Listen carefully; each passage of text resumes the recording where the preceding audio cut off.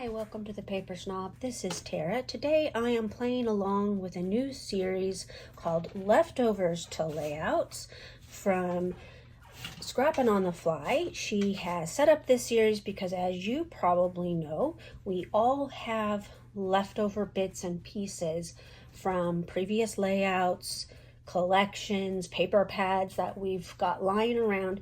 And you know, these things just need to be made into layouts. So I am going to be working with this cute set of photos of my daughter Emily.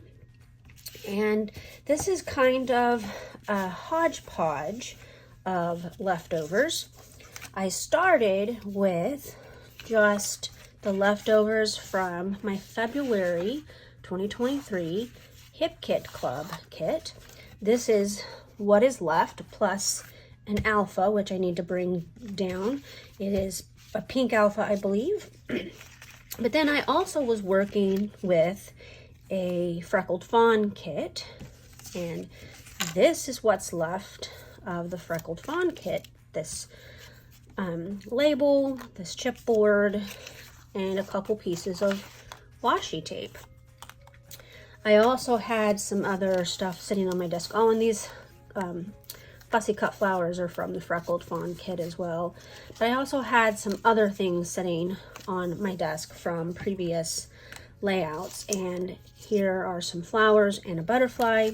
This is a heart that was going to go on my butterflies and rainbows layout that should be up on my channel now for you to watch. I didn't use it, and it's already hand stitched. This is just a set of stickers that I bought from Coco Daisy in, I think, February, and I have used bits and pieces of it, but not all of it. So I'm going to get started with some mixed media to my white cardstock, and we're going to try to put some of that stuff onto a layout today. All right, I'm going to speed you up. So I'm just going to use the packaging technique to put some of this ink onto my white background.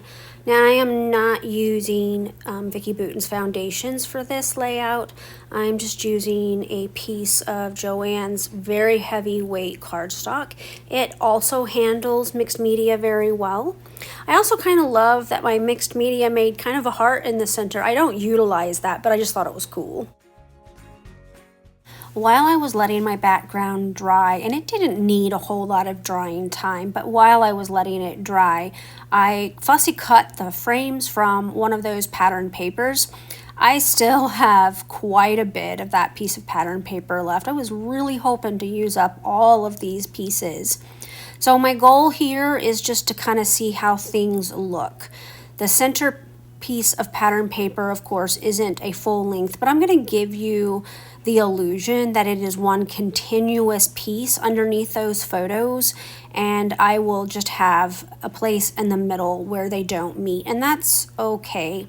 So I fussy cut 3 of the frames that were along the side of the pattern paper to tuck underneath my photos, and 5 that are the full square frames. These are cute little wonky frames. I like them. They would be great to put other things in the center. Like you could build up little embellishment clusters by cutting out the center and adding flowers or other kinds of stickers in there, but I'm just going to use them as a place to put my phrase stickers from that Coco Daisy sticker sheet.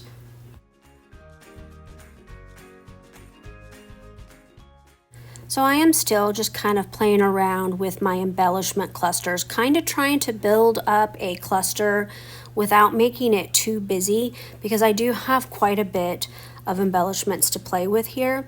I do want to use as many of them as I possibly can, but I also don't want to clutter my layout and make it too busy, because my goal is always to try to keep your eye on my photos.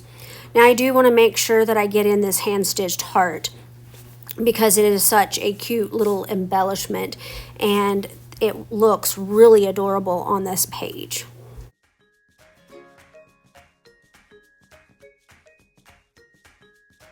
Alright, off camera I went ahead and I glued everything down, but I also added some hand stitching. I stitched 3 lines on those background pattern papers. When I went to add my title, I had to move things around. So this originally was down here and I moved it up here. And I had this was on top of that photo there, and I tucked it underneath that embellishment cluster, which gives me that little bit of a visual triangle going on with my clusters. And that's pretty much it.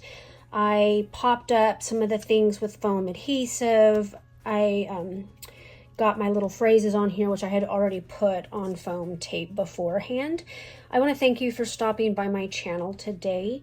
If you liked my video, please click that thumbs up button to let YouTube know that you did. If you are not a subscriber, I would love to have you subscribe.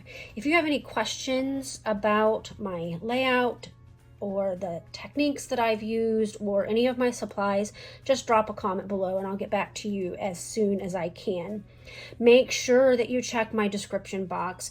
There's a few of us playing along this month with leftovers to layouts. I hope to do at least one of these layouts per week this month, maybe more, because like all of you, I have leftovers all over the place and they do need to get used up and put onto layouts.